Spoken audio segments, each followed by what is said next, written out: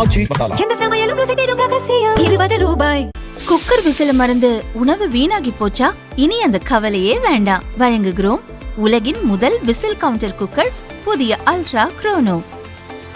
Ultra என்றால் ஆரோக்கியம். பத்திரப்பதிவு வணிக வரித்துறையில் 2026 1,60,60,000 கோடிக்கு மேல் வருவாய் வந்ததாக முன்னாள் அமைச்சர் மூர்த்தி கூறியுள்ளார். நாங்க பொறுப்பேற்கும் போது 2021 பொறுப்பேற்கிற போது பதிவுத்துறையினுடைய வருமானம் 10,000 கோடி. ஆனால் 2026 மார்ச்சில் முடிகிற போது 25,000 கோடிங்க.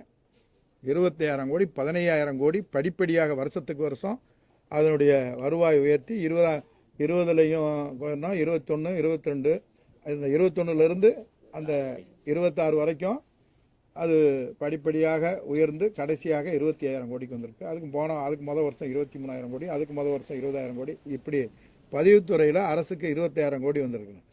வணிக வரித்துறையை பொறுத்தளவு இன்றைக்கு நாங்கள் பொறுப்பேற்கிற போது 84,000 கோடியாக இருந்தது. அன்றைக்கு இருந்த நம்முடைய மத்திய அரசினுடைய இழப்பீட்டு தொகை 12,000 கோடி.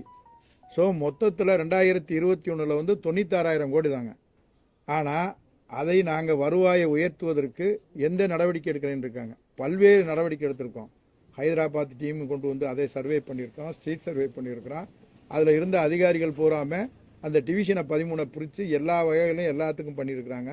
ஏறத்தாழ 96,000 கோடியாக இருந்த அந்த வணிக வரி வருவாய் நம்ம 2026 1,43,000 கோடியாக வருவாய் உயர்ந்திருக்கிறது.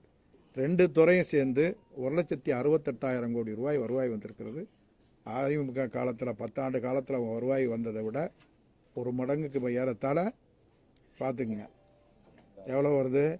அது ஒரு 96, இது ஒரு 10, 1,06,000 கோடியாக இருந்ததை 1,68,000 கோடி வரைக்கும் இந்த ரெண்டு துறையும் வந்திருக்கிறது. இதில் இன்னும் அநேகமாக இந்த அரசை பொறுத்தளவு மக்களுக்காக நன்மை செய்யக்கூடிய அரசாக நாங்கள் மக்கள் அரசாக சொல்லி கொண்டிருக்காங்க. அதனால் நிச்சயமாக இப்போ கூட வணிக வரித்துறையில் பழையபடி வணிகர்களை சந்திக்கணும் பேசலஸ் போகிறேன்னு சொல்லிக்கிட்டு இருக்காங்கன்னு தெரியல. வணிகர்கள் அவர்களை அழைத்து அவர்கள் என்ன குறை சொல்லியிருக்கிறார்களோ அதை நிவர்த்தி பண்ணி கொடுத்துருக்கோம். அதனாலேயே நம்முடைய கடைசியாக 2025 வணிக வரி சங்கம் நம்முடைய விக்ரமராஜா அவர்கள் ஒரு பெரிய மாநாடை நடத்துகிற போது முதலமைச்சரை கூப்பிட்டு பாராட்டை நடத்தியிருக்கிறார். அதில் அவங்களுக்கு வணிகர்களை பொறுத்தளவிற்கு அவங்க சொல்வது அத்தனையும் செஞ்சுருக்கோம்.